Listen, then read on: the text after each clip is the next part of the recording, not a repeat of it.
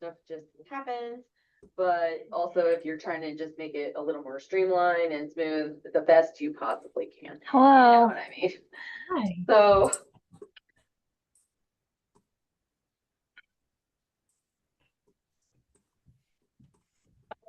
hey, God, hey,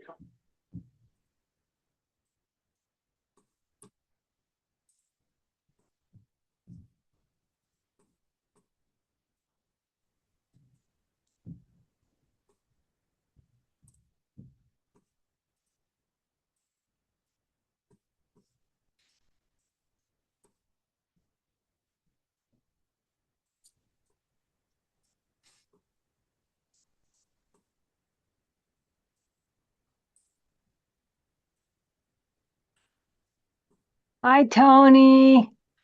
Got that big room all to How's it yourself, going? Tony? He And looks so far. He looks so far away. I'm at our original location this afternoon, so I'm really, popping into the meeting and then popping back out I'm not to really sure how. work on the desk. That's Tony's executive office. Yes, that would be Oh, wait, wherever they put me is my executive office. invoice. Hmm.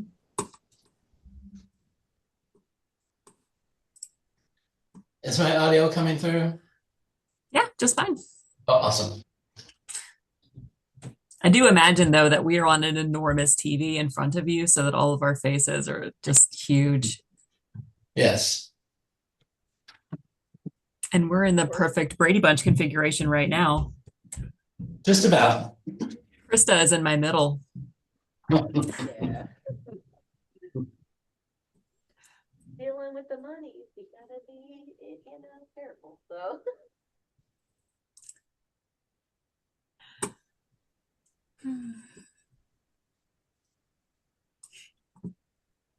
Well, we still got a couple of minutes. So.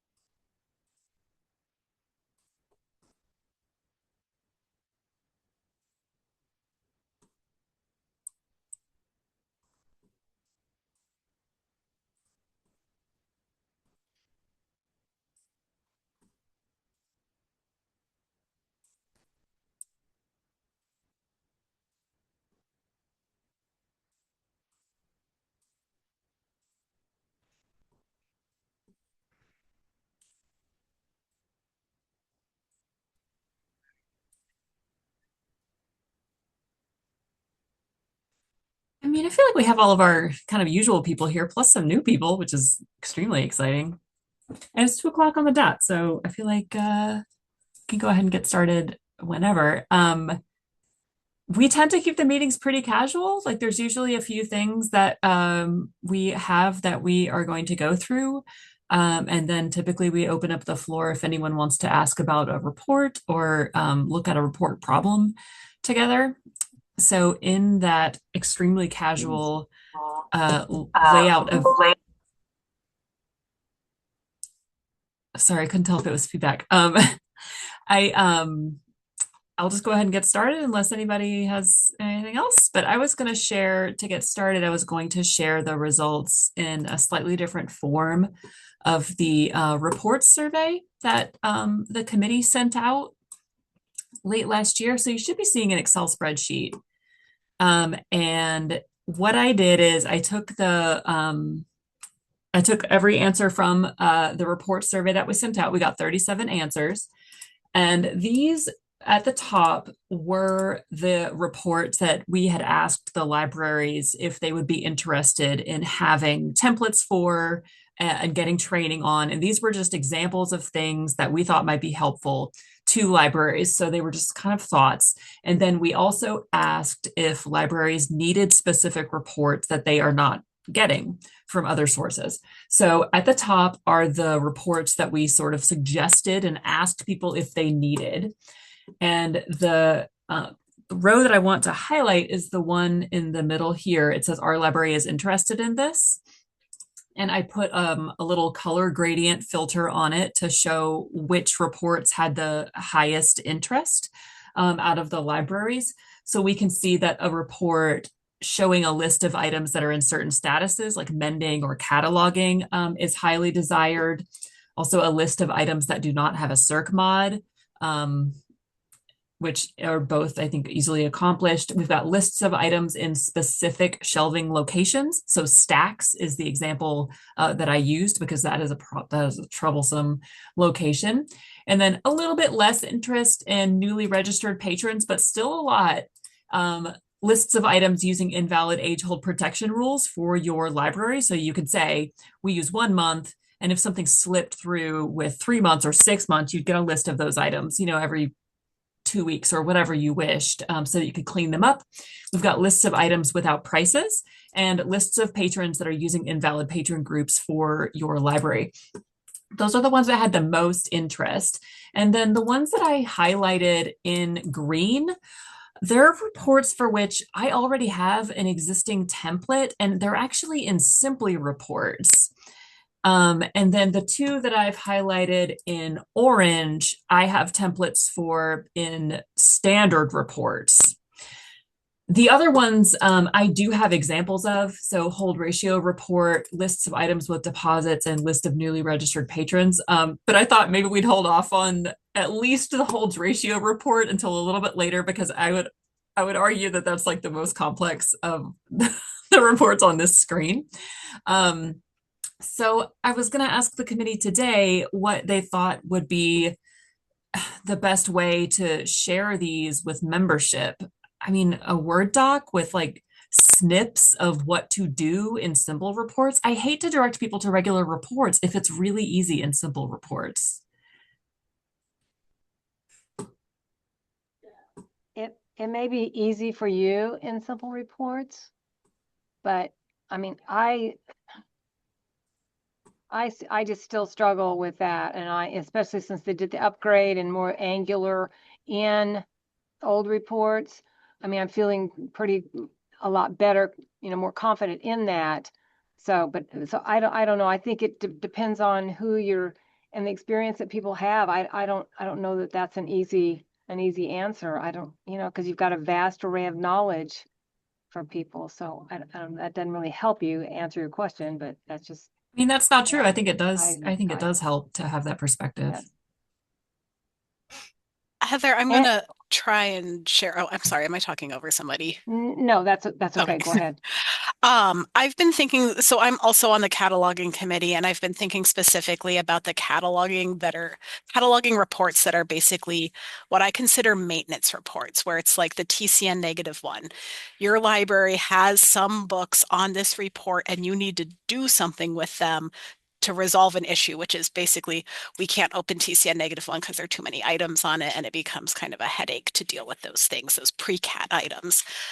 So my thought, trying to think of a way not to direct people to the reporter, but to share the information in a shareable way. And I might be getting ahead of myself here, but I was hoping that maybe the cataloging committee could share some spreadsheets that would be filterable so that libraries could just go to a place, kind of like this reports that go out from Rogan Monthly to catalogers, but maybe in a little bit more usable format with clear instructions about what needs to happen with them.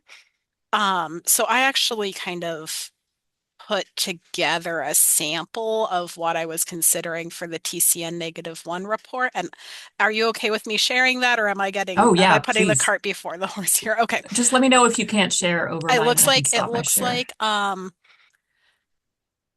if you stop sharing, I should be able to share, I think is what this is telling me. Okay, let should me be good. find. Oh, which of my, okay, I'm sorry, I have a tab issue going on here, and I am going to close out some things before I share so that I make sure I'm sharing what I want to share. Okay. Ink. All right, here we go. Screen 2, share. All right, hopefully everybody is seeing. This is a Google Sheet set up Yes. as a table. So basically you can come in here and filter. So these are items every library has on TCN -1 currently. So I can come in here and filter. I am going to just clear everybody and let's just look for some MLC libraries. So here I can see Brentwood has some items on TCN -1 that are in the cataloging status. They might want to check and see whether these are back on their shelves or if they need to resolve them in some way. We've got the barcodes here, the pre-cat dummy titles, dummy authors. But basically every library would be able to come into this spreadsheet, filter to just see their items, and then we would provide instructions on how to resolve whatever we wanted the outcome to be for that. So for this, like, I feel like it's probably a joint reports cataloging type project, but that was kind of, and I will say, this is not my original idea. I have seen Georgia Pines Consortium does something very similar to this. Tiffany Little is their like bibliographic services manager, and she shares reports like this. So this was not like something I dreamt of out of nowhere, but it seemed like a viable solution to me. So that was kind of my idea for at least a few of them. I know this won't work for every report. Clearly, if you want like to look at what items in your library are in amending status, this is not a solution that works for that sort of a report. This is just sort of for those monthly maintenance cleanup reports was sort of my thought for this. I'm going to stop sharing my screen there. And the reports would go out in an email to the circulation committee, or is that what you were thinking? And So then they I would would, link back to the in this spreadsheets? case, I was thinking the cataloging committee for these ones, but yeah, Oh, sorry. Yes, of course. hopefully was something that like the cataloging committee would kind of manage and share out to the cataloging listserv. If you want to bring it up to the cataloging committee, I don't think anyone would say that we're not interested in I guess sharing the work with I another was looking for group. a sounding board too for those who are in this meeting as to whether this looks like a viable solution for kind of like steering people away from the reporter but still sharing the report's information. I'm just not sure. Sometimes I feel like I'm in like on the newer side of Evergreen, Missouri Evergreen Libraries, and I was hoping that I could get some feedback as to whether this sounded like an idea that folks on the reports committee thought might be a viable plan. Mhm.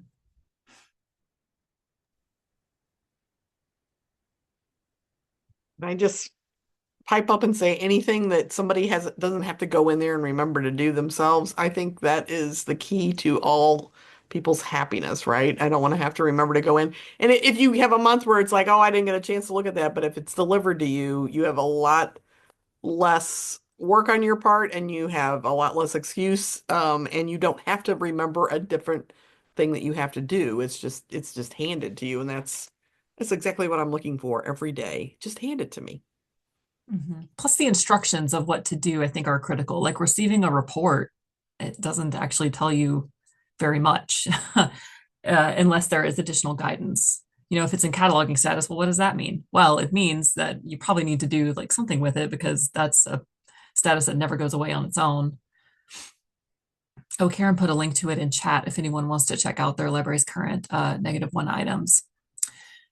So at least what I'm seeing from chat and hearing, so that sounds, I mean, I think that sounds great for the certain types of reports that you think are suitable of sharing for the cataloging committee. And then for the other ones, it sounds like the group is interested more in a standard reports solution, clones for the reports that were listed as desirable. And then I might just as a fun side project put together a document that is basically snapshots of simple reports, like what the filter tabs and display tabs look like. And then maybe we can guinea pig it on that sounds rude. Maybe we can beta test it on a couple of people who haven't had much success with simple reports to see if using snips of someone else's successful report would be useful to them. And it sounds like maybe a cataloging training session, like we could dedicate an upcoming meeting to doing. Did I say cataloging? I did, didn't I? I mixed up my words. A simple reports training session at an upcoming meeting. I think a cataloging crossover could be good too. Just, I know it's not related to what you're talking about, just saying, I think it was a good slip of the tongue. I'll write crossover in my notes.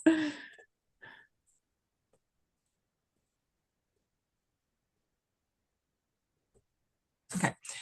And then if I put together documentation for that, are we thinking we could share it in an upcoming meeting? Should I just send a document out to the reports listserv or to the wider listserv? I don't know if that many people are actually signed up for the reports listserv.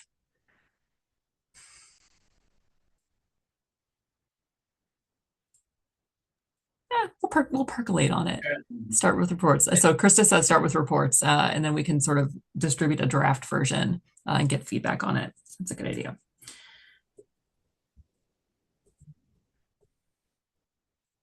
So speaking of training, the other thing that I've been working on a little bit, and I thought I would get some feedback from this group, is a session for the user conference.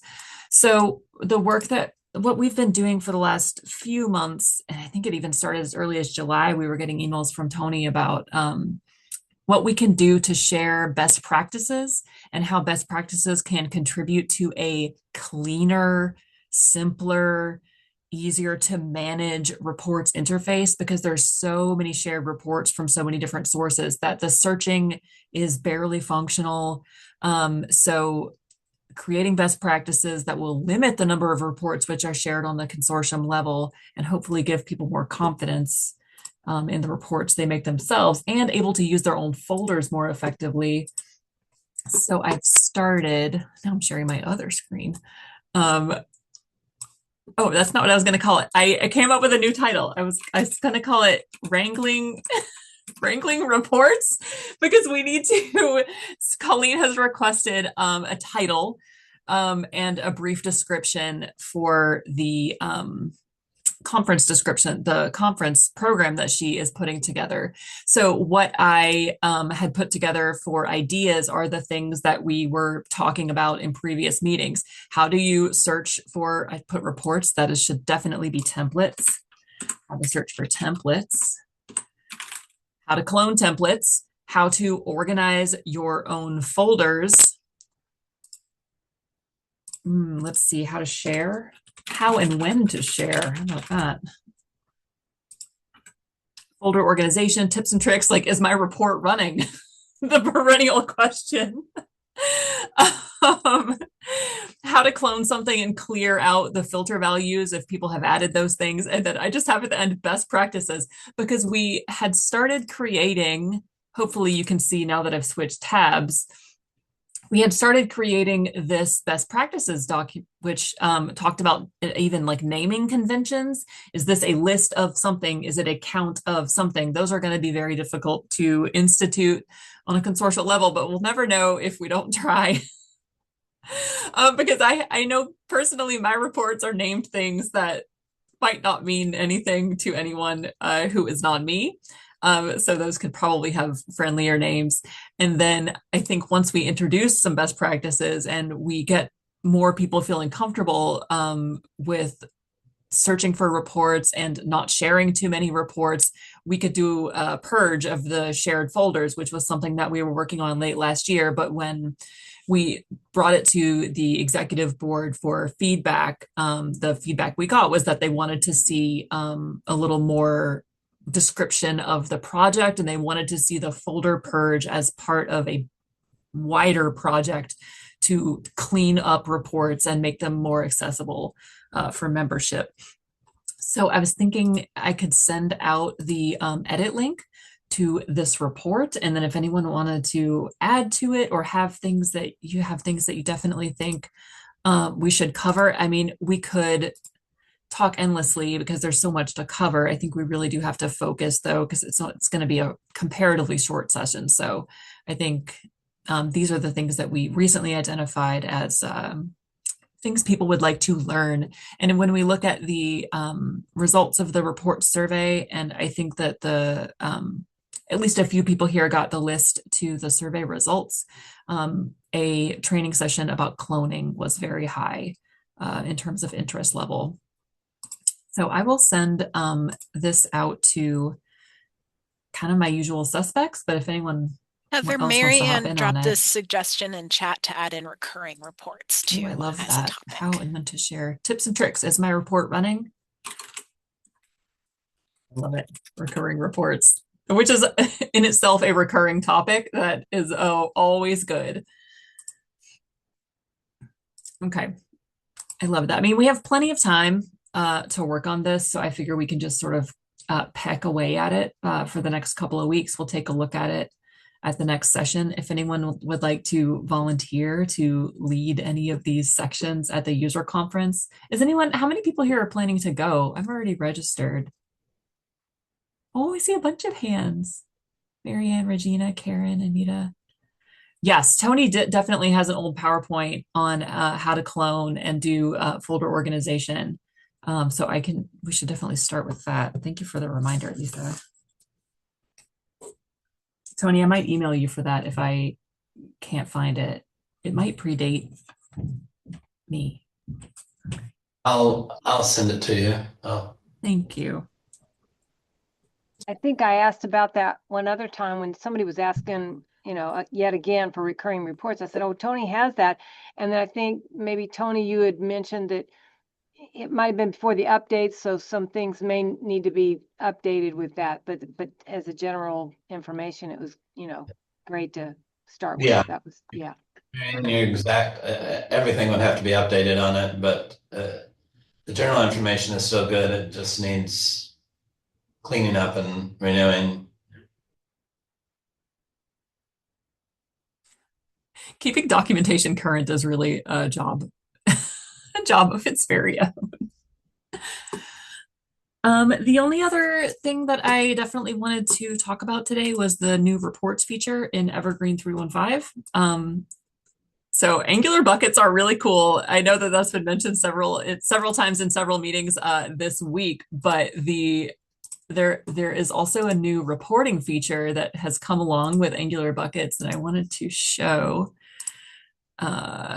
what it looks like. And of course, reports don't run in test, which means I haven't actually been able to test this effectively yet. I'm going to change this to day mode because it might be easier for everyone to see.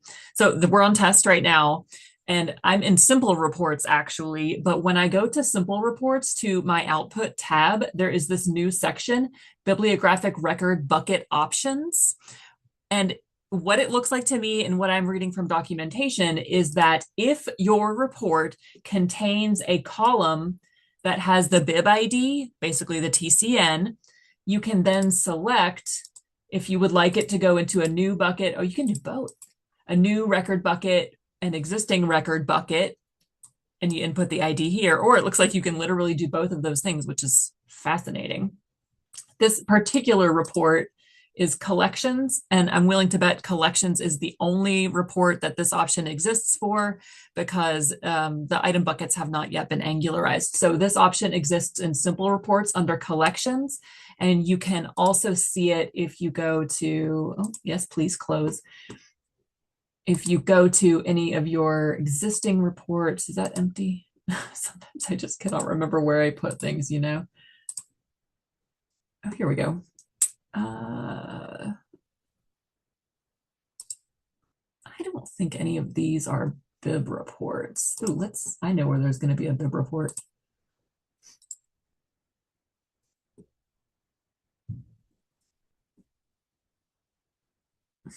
Or do I? Those are circulations.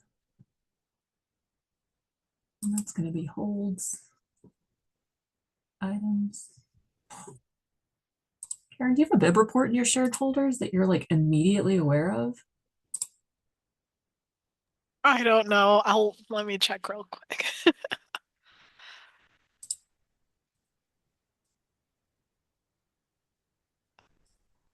Just make one. I don't know why I'm.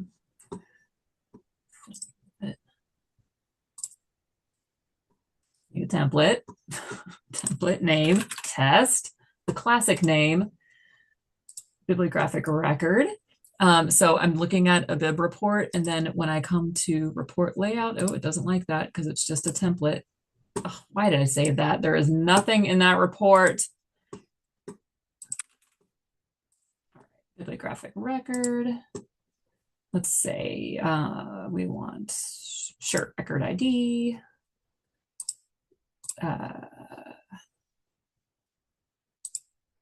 Sure, call number, just making something up. Filter on, there's no one in libraries. So we can do, sure, record creator as an email address.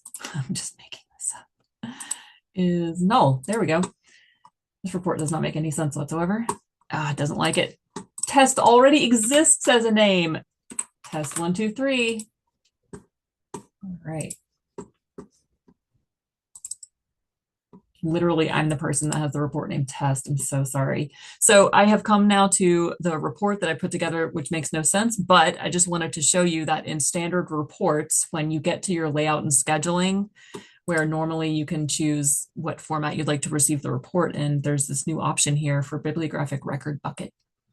You have to select the column that contains the record ID, and I did choose record ID on purpose, so it's available here. And then I can click here to send to a bucket. I'm excited about this because we were racking our brains last year to try to figure out how to get a list of TCNs into a bucket. And this is how we do that. Oh, Krista asked me to increase the size of my screen like 5 minutes ago.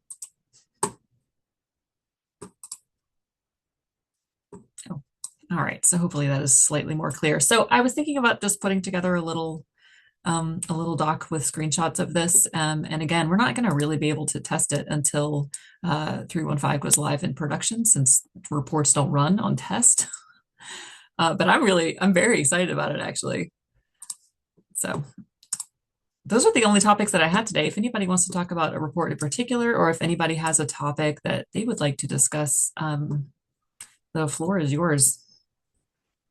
I was interested in what Colleen was talking about, the 4 groups for the PLS report today. I thought that was really encouraging, even though we've already changed all our shelving locations to fit in those. But that would be great, because I still have to, every month, I still have to transfer those over and count those in those sections, even though it's in an Excel with some already added columns that do it automatically, but I still have to put those in there and transfer those by hand as far as numbers. So if she, that would be wonderful. And I'm sure it's not going to be perfect, but that would, and just get those 4 sections that's required on that report and just get numbers, and that, yes, instead of having to count. I think that's one of the things that we'd all hope for, is to getting something that we don't have, 36,000 lines of stuff and trying to group it. I mean, it's all there and you just sort it. That's their line that, they always say, it's all there. It's just sort it how you want it. Well, that's, it kind of leaves a lot of room for error too. So I was really excited to see her really putting some work in on that, and hopefully I haven't tested it to see, haven't tried it out, but at least she gave us, the information of where it was located. So yay. Yeah. Did she say she was going to be doing a session on that for the user conference? Did I hear her say that? I think so. Or I Yeah. thought yeah. You can already test it if you'd like, Marianne, because it is shared to the ME reports folder.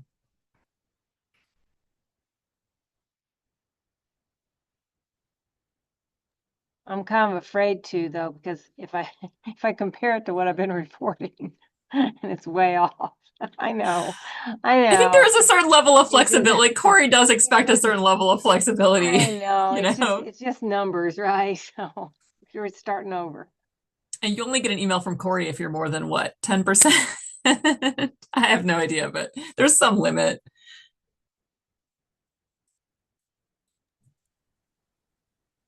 I agree with Marianne, and I think it's going to be very interesting, hopefully very useful. Look forward to, if they do have a session on it, it'd be nice. Mhm.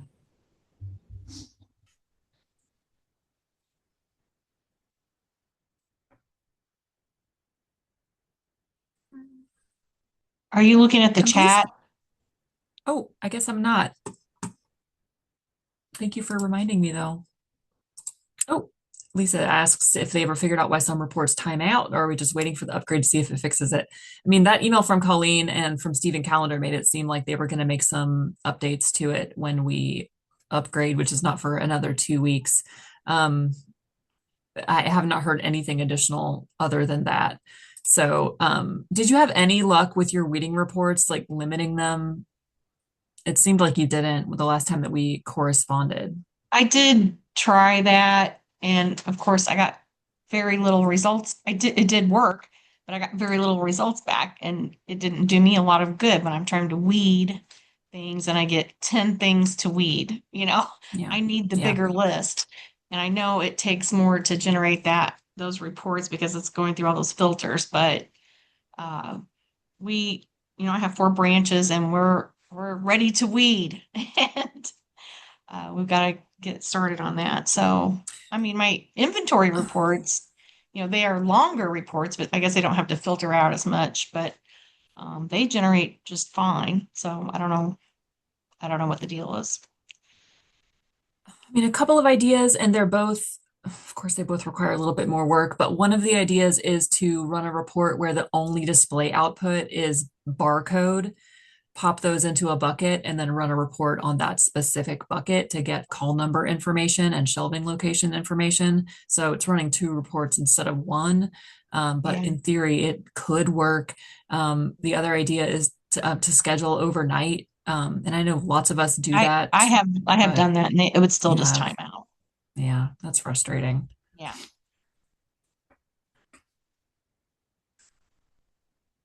So hopefully the update will fix everything and we can go from there, but I guess we'll see. I don't know what report you're running. I know I run weeding reports all the time and have in the last couple of weeks. I mean, they don't take long time at all. And it gives me lots of information like, date created, last used, it has aged in circulation to all that stuff. And yes, you have to, and I sort it by the date, and then and a lot of times it's really long, but it hasn't been taking that long. So I don't, Well, I just at the beginning of January I could run them and they were fine. It's just in the okay. last couple of weeks or so that they've just started to just time out. And I have been doing it on bigger shelving locations, larger ones. So, but we're a small library. We really don't have as much stuff as a lot of other people do. So I don't know. And unless it's just that timing thing, when people across the state, you don't know who else is doing what. I mean, that's I've always tried it at different times and like Yeah. overnight, and yeah. I feel like I've tried everything, but it's possible I've missed something somewhere. But I normally this doesn't happen. Usually I can just do it and it runs. Okay. I mean, it takes a little bit of time, but not that long to where it times out. So I don't know. And it's just a cloned weeding report. It's not anything that I've created on my own, but Well, and the previous clones of that report worked fine. And also, you sent it to me. I looked it over. There, I did not see anything yeah. obviously wrong with the report. Um, I wonder if support would have any suggestions besides just removing some of the display fields. Um, yeah, I'm not sure, but I think it is definitely worth asking them, especially in conjunction with the ticket that Colleen opened to ask Mhm. about slowness in reports. Well, I guess we'll wait and see, and then after, if it doesn't work after the update, then I'll have to get some help from somewhere. I'd be glad to send you the one that I use just for whatever reason. I mean, you could test it and see if you had the same problem. Sure, that's fine. Okay. I'm Okay. willing to try it. Okay. Tony has an idea about when you run the weed report, are you setting it for a single output like CSV, or do you? I am just doing Excel. I take out everything else.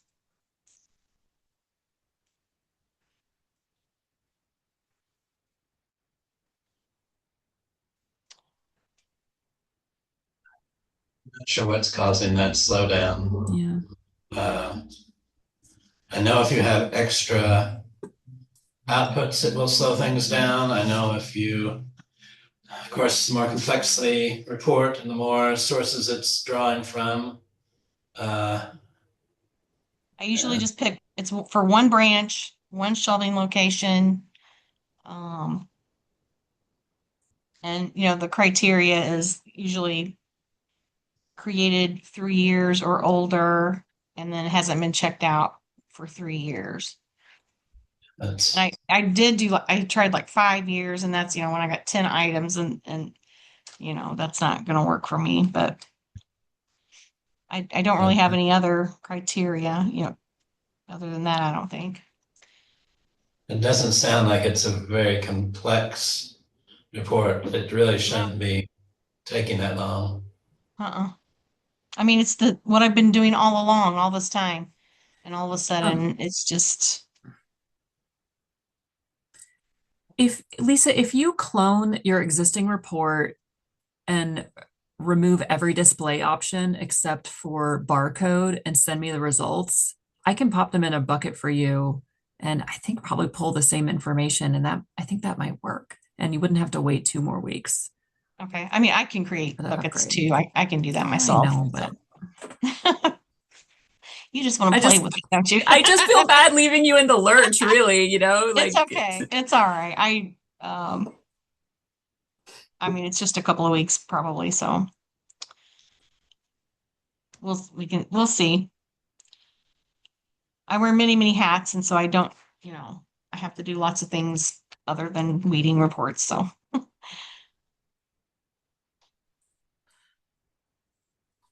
But thanks for the offer.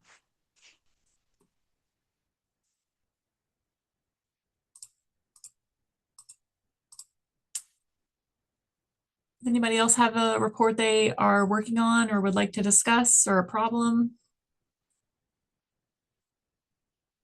I've been unsuccessfully trying to make a report this month that I just cannot seem to make work, but that's okay. I was trying to find a list of items that are not deleted that have call numbers that are deleted, and it just returned a list of most of the TCNs in our collection. So I am overlooking some critical filter in that, but I don't know. I know one Just keep thing we were poking at talking it. about recently was we made a rule that if an item has been missing for 3 or more years, that we are just going to delete it. Is there a report that shows when we put it in as missing? Yes. There Yay! is it's going to be the last item status change date, and I can show you I run that every month and get rid of yeah. the ones that are missing for a year. I mean, because I give the missing list out 3 times during the year to look for them, and then after a year, it's like then I delete them.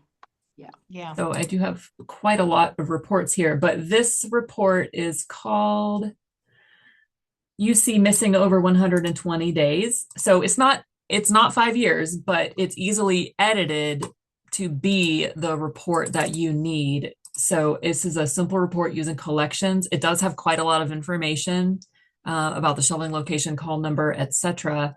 But then for filters, we say item deleted false, the item status is missing.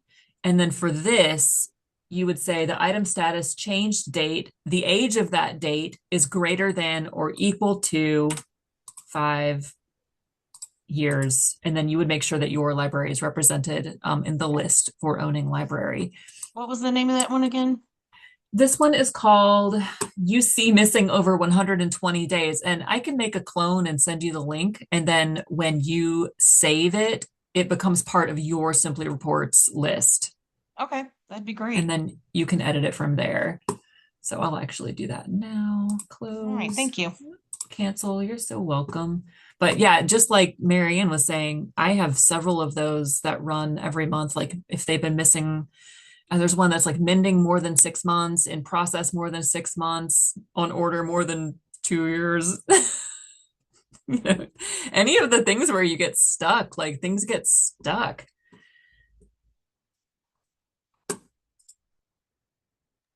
My problem is you say easily edited.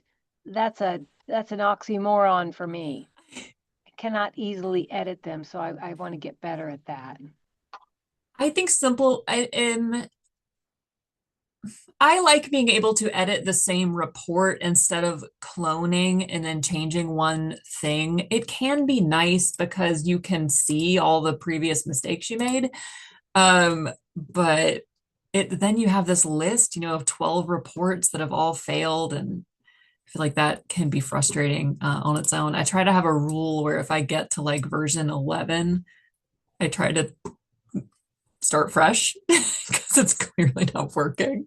It's like a kill your darlings kind of rule. But after you've been working with it for so long, at least I think it's nice to be able to change the report right away and then just run it. But I think, yeah, being comfortable with something and using it regularly, because the simple reports was part of Evergreen when we migrated in.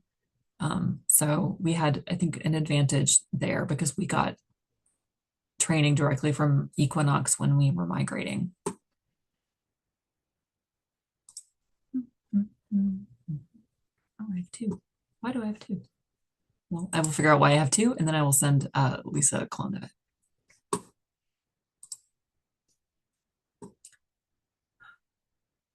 Okay, well, I guess I will, I'm happy to stick around for a little bit longer if anyone has a topic, but seems like that's all we have.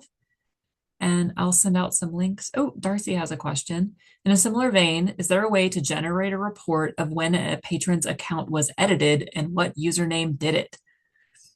Also, is someone going to teach macros for recurring reports? I know exactly the right person to teach macros for recurring reports. And she's laughing because it's on the screen. I think macros would be a great topic. Speaking of things that you can just set up and run forever. So let me write that down, Darcy. And then, but as for the edits, there should be a way to see that. We just have to find the right source in the reporter. Okay, I'm going to share again if nobody minds me like fumbling through and seeing what we can find. So that's going to definitely be a standard report.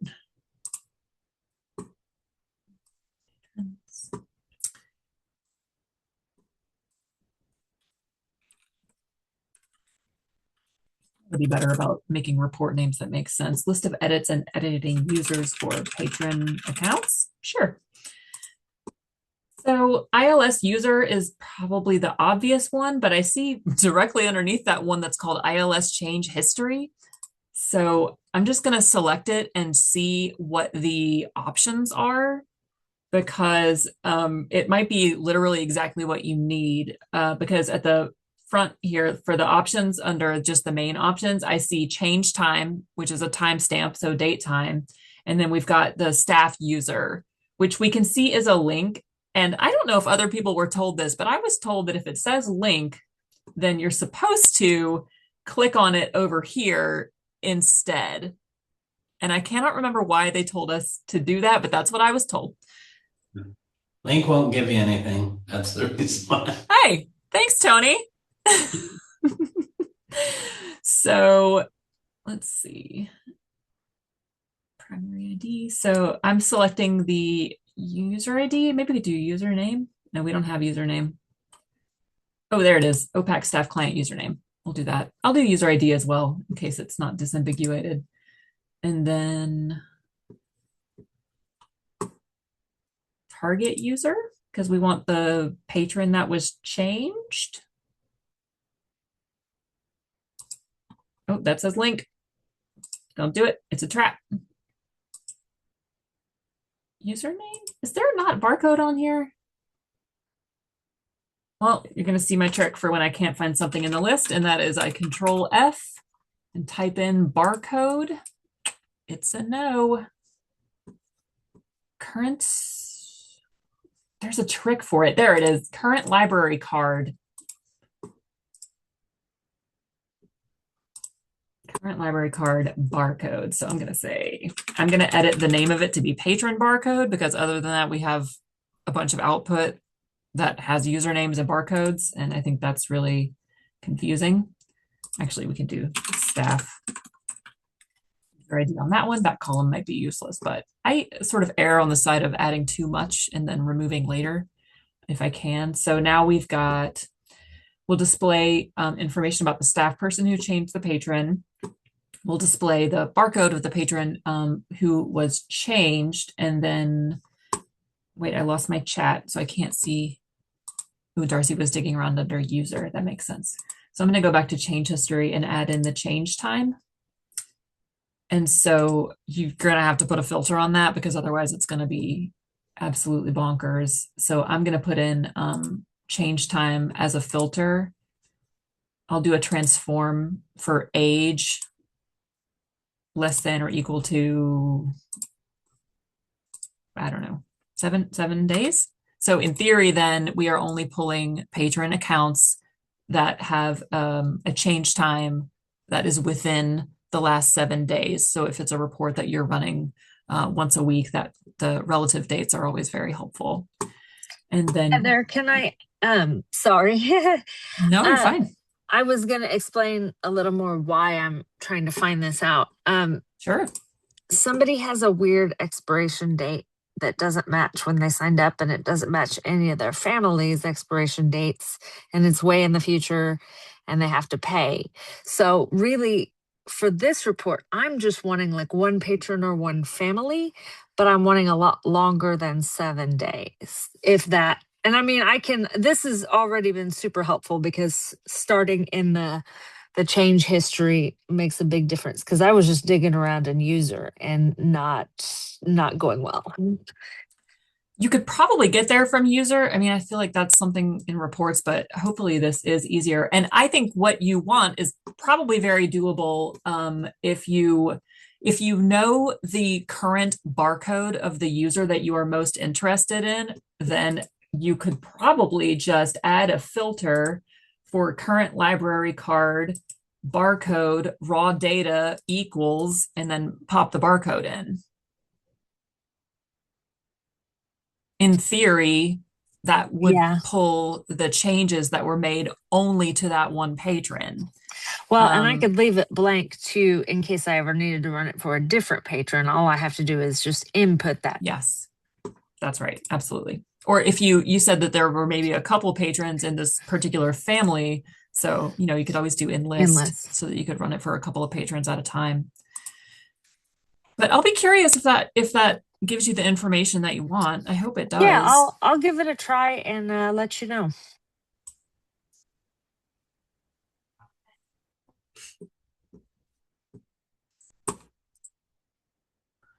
I love finding a new source that I have never thought to use. That's kind of exciting. Thank you for your question. All right, I'm going to stop sharing again. Well, it was really nice to see everyone today. Again, I will hang out and then I'll send out the link to the presentation that we're working on so we can get ideas and make that the best we can. And yeah, I'll send things out to kind of the usual suspects, but if anybody is definitely interested in receiving those things, please send me an email and we'll add you to our little inner circle distro list instead of sending it out to the whole reports listserv. All right, well, happy reporting, everyone. Thank you so much. Thank you.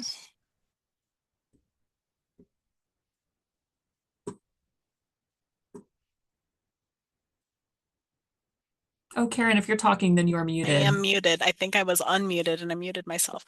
Darcy, I was going to ask if you had specific macro ideas for recurring reports, because that is definitely an interest area of mine, as Heather kind of have indicated. a million ideas. I use ChatGPT. I've been using it a lot to help me find the fields for reports and sometimes to write macros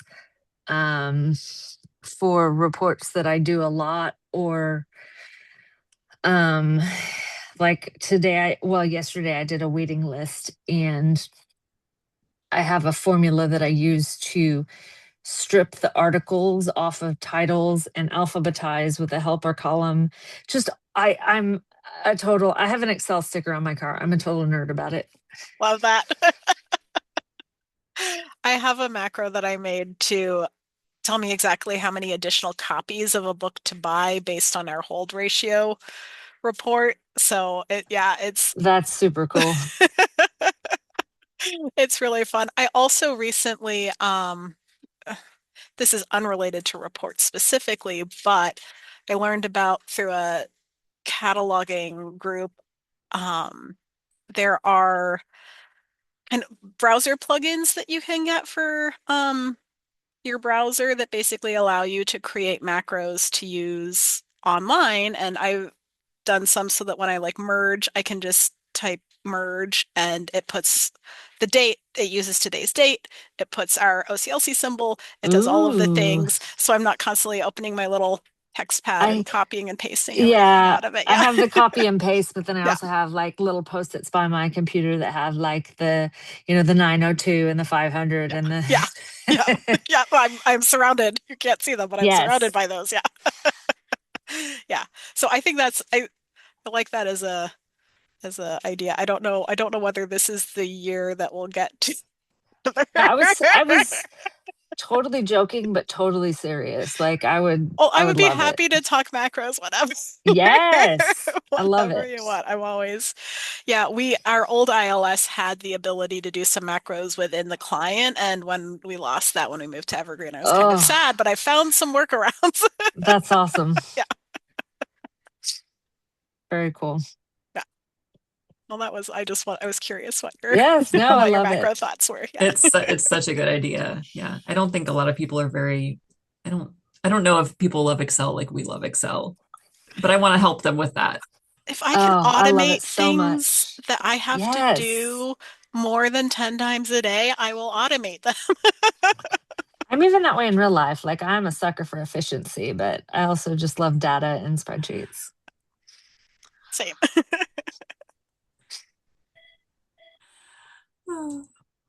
Well, it was very nice seeing you both today. Yes, thank you so much. Bye. Oh, let me know about that report. I'm Oh just yeah, curious yeah, if it yeah. will work. For sure. I want to know if it I'll gets you the info you want. I'll see what I get from it. So thank Awesome. you.